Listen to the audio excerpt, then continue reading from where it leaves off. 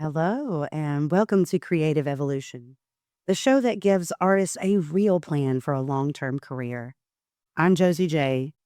Today is a massive milestone. I'm broadcasting live from Radio KCM studios for the March Evolution Report Dispatch number 1. For those tuning in for the first time, I am an East Tennessee native with over a decade of experience in the music industry. Growing up, I played softball from age 4 through high school, which taught me the profound importance of teamwork, a value that drives my entire career today.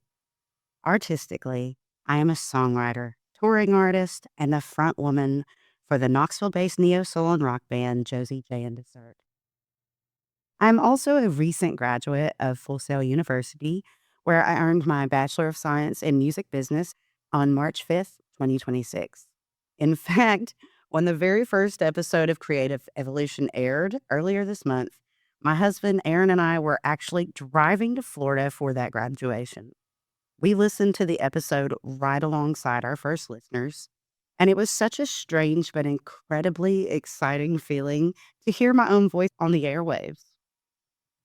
I started this show because of the hardships I faced, the injustices I've experienced, and because I've had so many behind the scenes conversations with other artists about how hard it was for us to get started and stay motivated.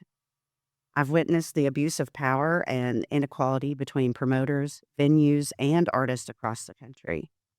Because of that, I've made it my mission to create a safe space for new artists and challenge the status quo.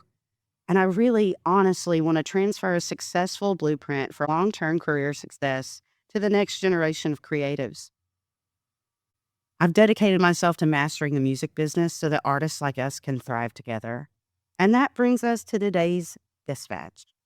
Over the next 2 hours, we'll look back at the themes, lessons, and conversations from month 1 to give you an actionable roadmap for your career. We'll be distilling the absolute best advice from our first 3 episodes. We'll revisit episode 1, Professional Humility and the Art of Mastery with Frank Sheadrick Jr. Episode 2, The Symbiotic Stage and Music Management and Marketing with James Gilley. And episode 3, Discovering, Not Deciding, Becki Grace on community, grief, and local honey. Plus, I'll be spinning some amazing tracks from this month's featured independent artists. Later in the episode, I'll also give you a dedicated segment on your target audience and why it's so vital to your success. If you're trying to market your music to everybody, you're just exhausting yourself and your budget. Remember, success in this industry isn't magic. It's a strategy. Let's start the evolution. Can we do it?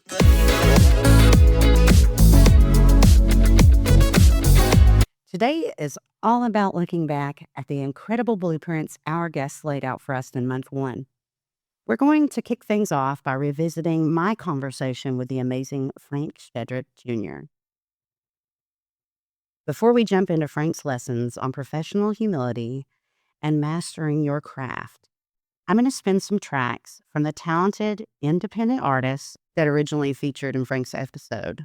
In episode 1, I featured Janine Fuller, Thor in the Reins, Sammy T and the Sunny D, Skyway 61, and my own band, Josie J and Dessert. Let's take a listen. Can we do it?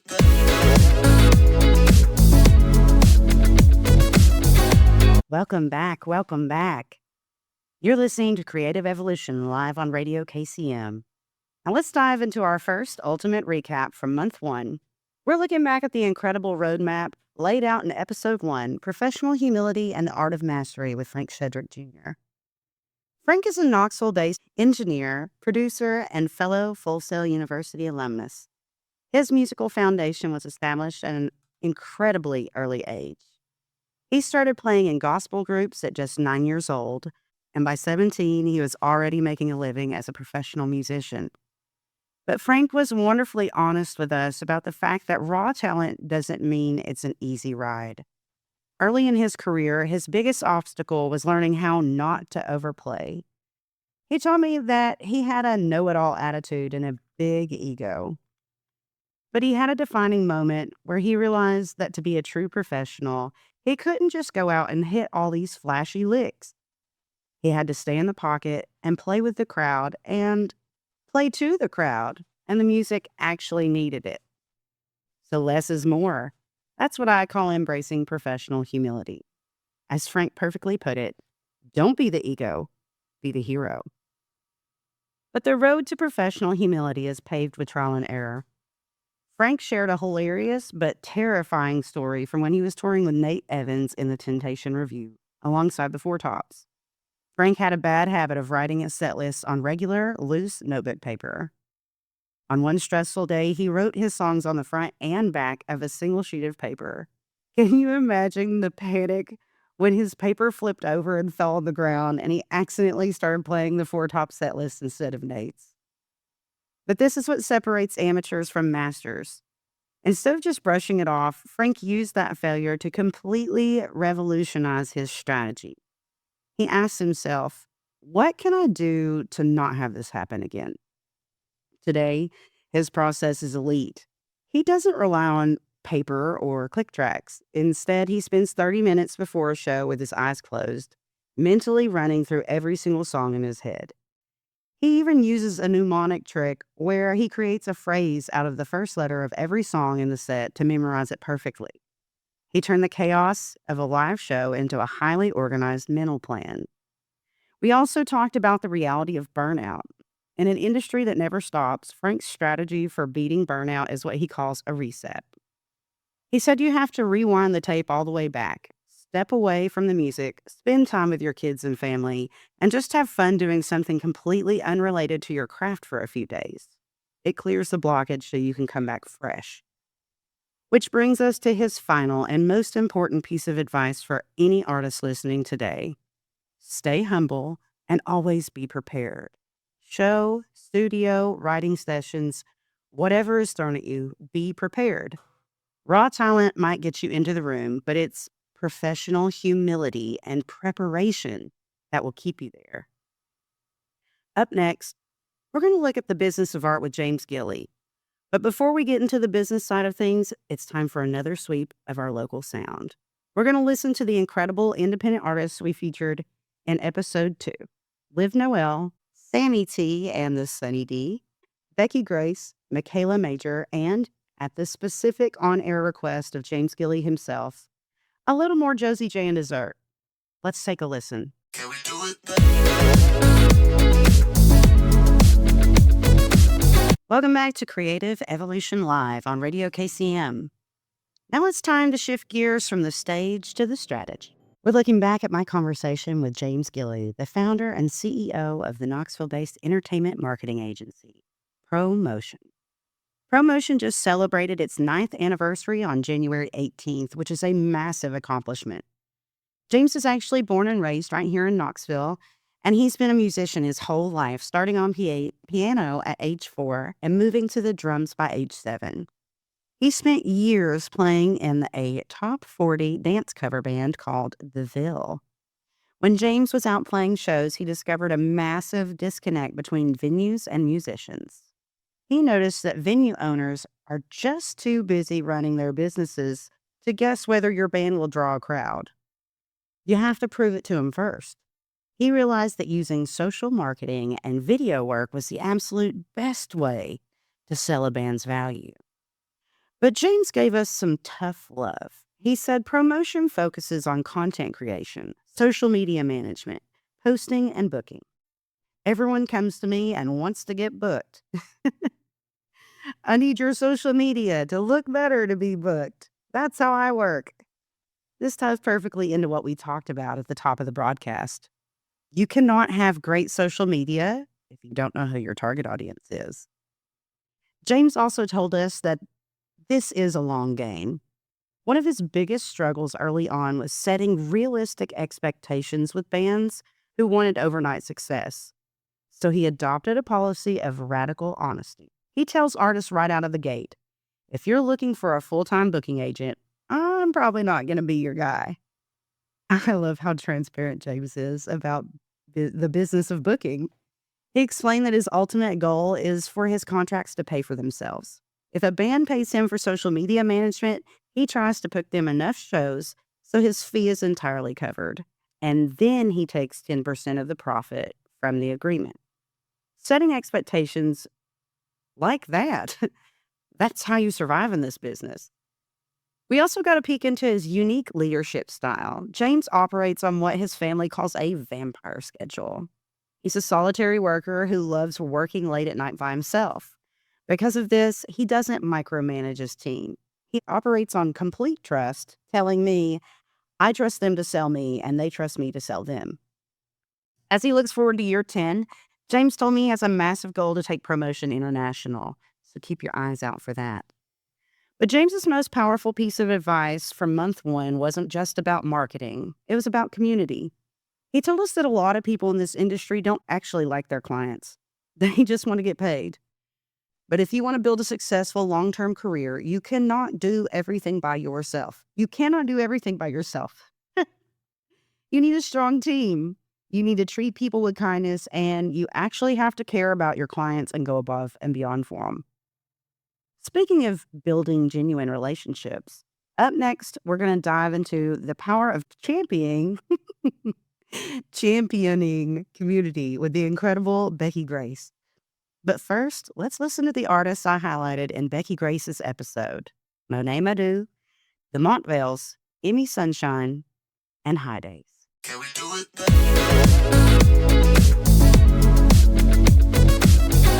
You are listening to Creative Evolution on Radio KCM. We just talked about the hard business of music with James Gilley, but now we're going to pivot to the heart and soul of the industry. We're looking back at my conversation with the incredible Becki Grace from episode 3, Discovering, Not Deciding. Becki is a Blount County native, a musician, a professional therapist, and the host of a local honey radio show right here on our station. On a personal note, I absolutely love Becki. Hi, Becki. Becki is the person who opened the door for me to get on Radio KCM in the first place, so I owe her a massive, massive thank you. Becki's journey is an absolute masterclass in turning grief and frustration into community action. After her husband and bandmate Jeff passed away, Becki had to completely renegotiate her relationship with music. At 42, she picked up the ukulele and started attending open mic nights on her own. She told us it was terrifying to learn, for the first time in her life, how to be a solo artist without a band to hide behind. While she was out there, she noticed a severe lack of women performing in the local scene. It really bothered her. She got angry, but instead of waiting for a venue or a promoter to fix the problem, she asked herself, how do I fix that? She realized she just needed to invite women to the stage. So in March of 2023, she launched the local honey radio show, focusing strictly on original music created by women. She even created the local honey calendar, where she shares where local women are performing to eliminate the excuse of, I didn't know you were playing. Becki reminded us that as artists, we are in this together. It's so easy to look at other musicians getting gigs and signing deals, and you feel a bit jealous. Becki has a brilliant perspective on why we have to drop a scarcity mindset immediately. She said, this is not a competition. It's not pie where more for you is less for me. She believes that while the music business might be more competitive, music itself is not. And she beautifully put it, there's no competition in harmony. There's only elevation. And she's right. There is no competition in harmony, only elevation. If someone else wins, it doesn't mean that you lose.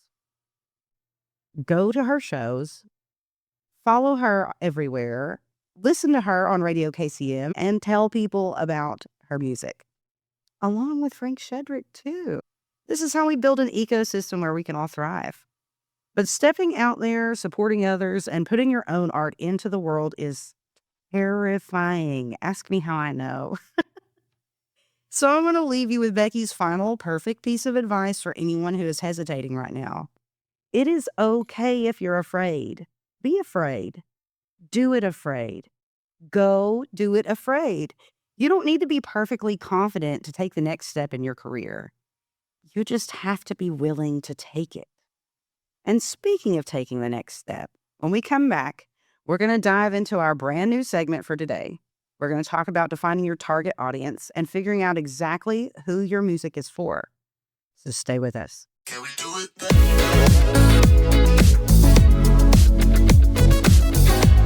Now it's time to take some notes. So when I talk to emerging artists and ask them, who is your music for? The answer I get almost every single time is an enthusiastic everybody. Now, since we're on the radio today, we're going to do a quick mental exercise to figure out exactly who your target audience is. If you want to build what marketers call a customer avatar, so I want you to close your eyes and picture your absolute ideal, most loyal fan. If you have them in your head, good. Now let's break them down into 3 categories. Demographics. What are their basic details? How old are they? What do they do for a living? And what is their income level? Number 2, geographics. Where do they live? Are they in a city downtown? Are they in the suburbs? Do they live on a farm? Where do they live? And number 3, psychographics. Now, this is the most important one. This is their personality and their lifestyle. What are their deepest fears? What are their heartfelt desires? What are their pain points? What other books, movies, or artists do they like? Now, I really want you to sit and think about that. By the end of this exercise, you should feel like you're best friends with this imaginary superfan. Now, why does this matter? Let's look back at James Gilley's agency promotion. James told us he focuses heavily on content creation and social media management to book his bands. But all that social media effort is completely wasted if you're just shouting into the void. When you know exactly who your target audience is, you can stop guessing and start creating content that speaks directly to them, your superfan. If you're a visual learner, don't worry. Later this week, I'll be posting an infographic on social media and our website that will help you map out your very own customer avatar. So make sure you check that out. Now, this brings us to the end of our very first live broadcast of Creative Evolution here on Radio KCM. Thank you so much for tuning in to the March Evolution Report Dispatch number 1. We've covered a massive amount of ground today, from Frank Sheadrick Jr. reminding us to drop our egos and always be prepared, to James Gilley's tough love about setting expectations and building a strong team. And then Becki Grace's beautiful reminder that there's no competition in harmony, only elevation. Plus, you now have the tools to build your own customer avatar and stop exhausting your budget trying to market to everybody.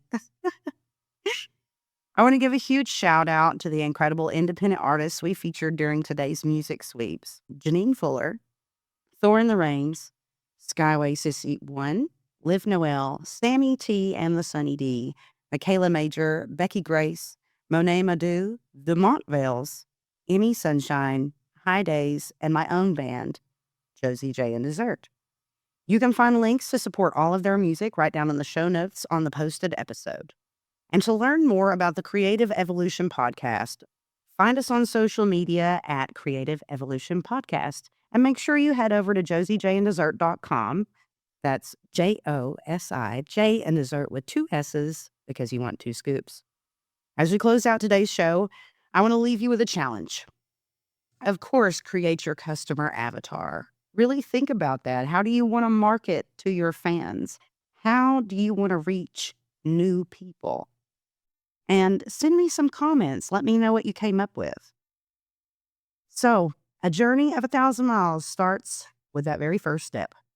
If you look ahead to the end and all the weary miles in between, with all the dangers you might face, you might never take that first step. But whatever it is you want to achieve in life, if you don't want to make the effort, you won't reach your goal. So my challenge to you is to take that first step today. It might be terrifying, but like Becki Grace said, do it afraid. Let's do it afraid. Stay tuned for a few more picks from me and the next show, Melodic Hardcore. Remember, success in this industry isn't magic. It's a strategy. I'm Josie J, and your time to evolve starts right now. Can we do it?